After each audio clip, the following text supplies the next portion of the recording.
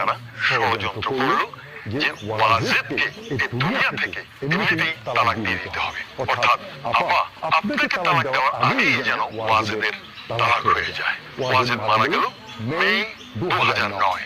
শেখ হাসিনা তখন ক্ষমতায়। এই সকল সংবাদগুলো আসেনি তিনি কিভাবে মারা গেলেন। আমি আবার বলছি, ওয়াজেদের মৃত্যুটা ছিল আনন্যাচারাল। এই বিষয়টি তার সন্তান, তার ছেলে জয় জানে না, কিন্তু পুতুল জানে তার বাবার মৃত্যুটা কিভাবে হয়েছে। তার বাবার কি নিজের মৃত্যু নাকি তাকে মারা হয়েছিল। বন্ধুরা, এই বিষয়টা বনি আমিন অত্যন্ত খোলাসা করে আপনাদের সামনে তুলে ধরবে আগামীতে যে কোনো একটা ভিডিওতে। আমরা বলছি, শেখ হাসিনা স্ব-ইচ্ছায় বিধবা হয়েছে।